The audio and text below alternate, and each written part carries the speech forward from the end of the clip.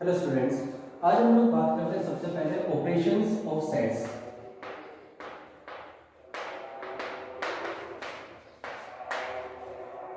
Operation of sets में जाने से पहले मैं आपको कुछ बताना चाहूंगा। जैसे हम लोग छोटी क्लास में पढ़ते थे ऑपरेशंस ऑफ सिंबल्स क्या होते हैं। ऑपरेशंस ऑफ सिंबल्स की बात करते हैं तो सबसे पहले अपने पास प्लस आता है, माइनस आता है, मल्टीप्लाई आता है और डिवाइड अपने पास आता है। तो ये सारे के सारे अपने पास ऑपरेशंस ऑफ सिंबल्स थे। अब बात करते हैं ऑपरेशंस ऑफ सेट्स की। सबसे पहले ऑपरेशन ऑफ सेट्स में पढ़ोगे इंटरसेक्शन।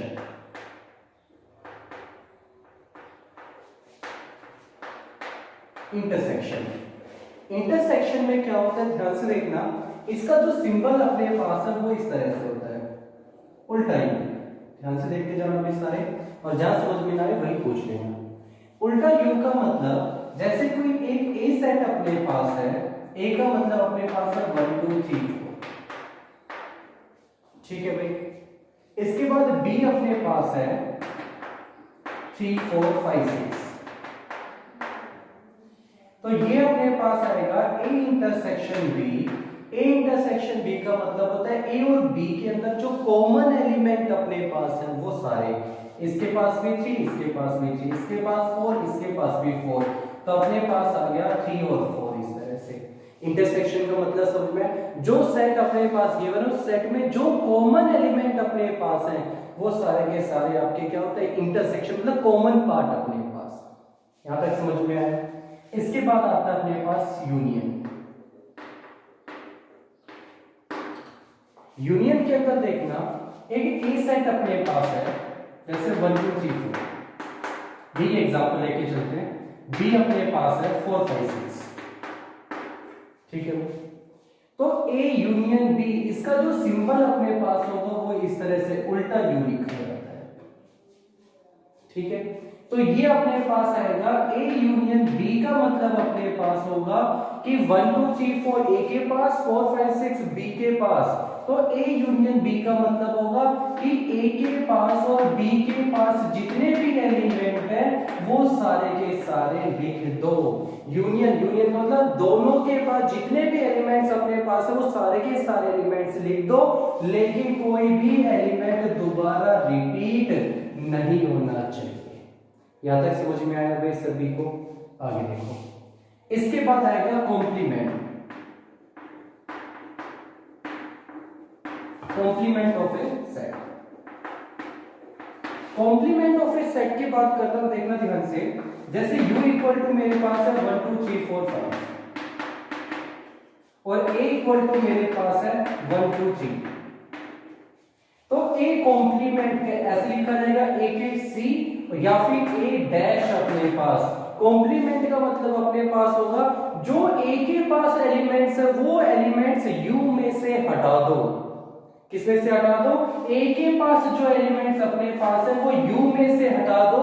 जो कुछ भी u के पास बचेंगे वो क्या होगा? a का कॉम्प्लीमेंट होगा। तो 1 2 3 a के पास क्या बचा? 4 और 5 इसके पास। यहां तक समझ में आया?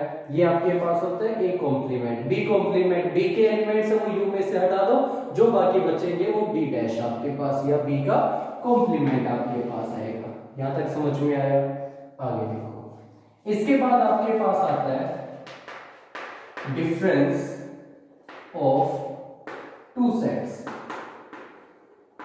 डिफरेंस ऑफ टू सेट्स की बात करता हूं मैं, ध्यान से देखना। सबसे पहले डिफरेंस का मतलब माइनस, ठीक है। a में से b को माइनस करना है, b में से a को माइनस करना है, c में से d को माइनस करना है, d में से c को माइनस करना है।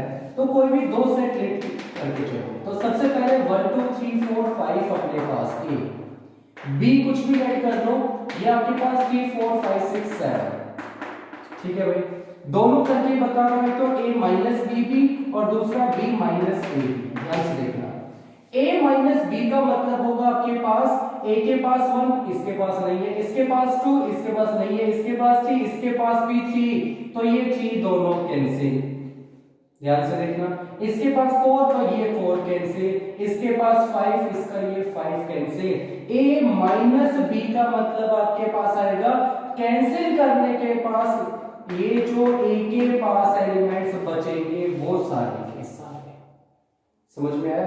ए में से बी को माइनस करेंगे, माइनस करने पे जो सेम एलिमेंट्स है वो कैंसिल हो जाएंगे, और ए माइनस बी करेंगे तो ए के पास जो एलिमेंट्स बचेंगे वो। अब आ जाओ बी माइनस ए पे।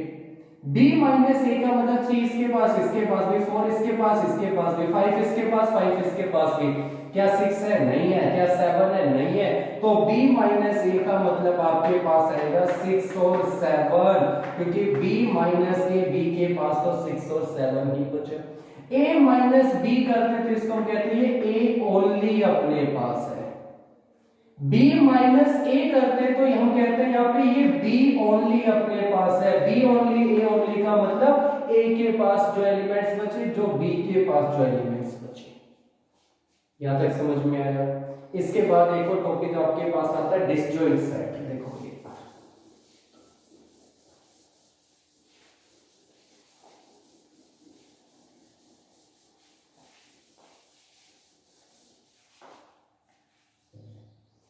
देखना भाई, डिसजॉइंट सेट।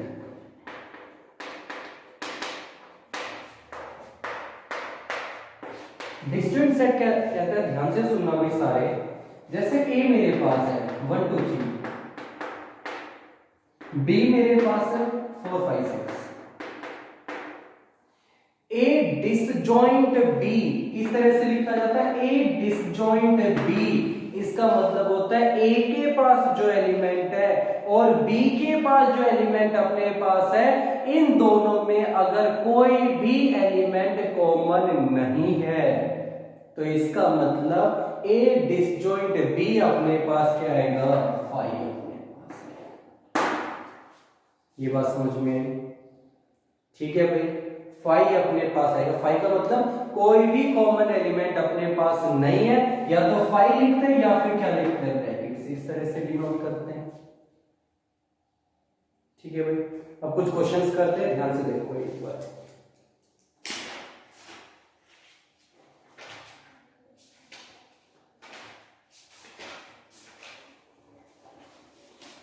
फर्स्ट क्वेश्चन अपने पास है a इक्वल टू, देखना भाई एक बार, a equal to 2 4 6 8, b equal to 6 8 10 और 12। ठीक है, क्वेश्चन कहता है a union b find out करना है, और फिर इसके बाद a intersection b find out करना है। a यूनियन b का मतलब ध्यान से देखना, जो a के पास एलिमेंट है वो सारे, जो b के पास एलिमेंट है वो सारे, लेकिन कोई भी एलिमेंट दोबारा रिपीट नहीं होना चाहिए। तो यहाँ देखो इसके पास क्या है भाई, 2 भी, इसके पास 4 भी, इसके पास 6 भी, इसके पास 8 भी, और ये 10 भी, इसके पास 12 भी, इसके पास। a यूनियन b का मतलब समझ में है, लेकिन कोई भी एलिमेंट दोबारा रिपीट नहीं होना चाहिए। ठीक है भाई, आगे देखो, a intersection b, intersection b का मतलब, इंटरसेक्शन का मतलब होता है जो a और b के पास कोई भी कॉमन एलिमेंट है। ध्यान से देखो, 6 इसके पास, 6 इसके पास भी, 8 इसके पास, 8 इसके पास भी, क्या और कुछ कॉमन एलिमेंट है? नहीं है। तो इसका मतलब 6 और 8 आपके पास इंटरसेक्शन भी करने से। समझ में आया भाई? आगे देखो क्वेश्चन। क्वेश्चन ये कहता है अपने पास a equal to a b c और d, b equal to b d e और f, c equal to e d g और b। इसके बाद कहता है a union b find out करना है, b intersection c find out करना है, और a minus b find out करना है। ध्यान से देखना भाई सारे, a यूनियन b, यूनियन का मतलब जो दोनों के पास एलिमेंट्स है वो सारे, लेकिन कोई भी एलिमेंट दोबारा रिपीट नहीं होना चाहिए। ध्यान से देखो, समझ में आया भाई? आगे देखो, b intersection c, b intersection c का मतलब दोनों के पास जो कॉमन एलिमेंट है वो, तो b और c पे जाओ सबसे पहले, दोनों में कॉमन एलिमेंट e इसके पास भी, f इसके पास नहीं है, d इसके पास, d इसके पास भी, b नहीं है, f भी नहीं है, b है, चेक कर लो, b भी है इसके पास। सही है। तो इसका मतलब क्या है, अपने पास बी, डी और ई एलिमेंट, जो बी और सी के पास कॉमन एलिमेंट है वो, ठीक है भाई। ए माइनस बी, ए में से बी को माइनस करना है, ध्यान से देखो भाई, ए बी सी डी, ए के एलिमेंट्स लिख के माइनस करना है बी के एलिमेंट्स बी डी ई और ये एफ मेरे पास, ठीक है भैया। इसके पास ए, इसके पास नहीं है, बी इसके पास, बी इसके पास भी कैंसिल करो, सी इसके पास नहीं है, डी इसके पास भी कैंसिल करो। ए माइनस बी का मतलब जो ए के पास एलिमेंट्स बचे कैंसिल करने के बाद, और ए माइनस बी को क्या कहते हैं, ये ए ओनली अपने पास है। आया भाई यहां तक समझ में?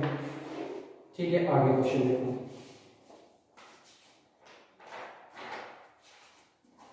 क्वेश्चन अपने पास है, ध्यान से देखना भी सारे। इफ इक्वल टू 4 5 8 और 12, B equal to 1 4 6 9, C equal to 1 2 3 4, then find, क्या फाइंड करना है, ध्यान से देखना। ए माइनस के अंदर बी माइनस ए, ठीक है भाई। सेकंड इसका क्वेश्चन है a माइनस में c माइनस के अंदर b। सबसे पहले फर्स्ट क्वेश्चन को उठाओ।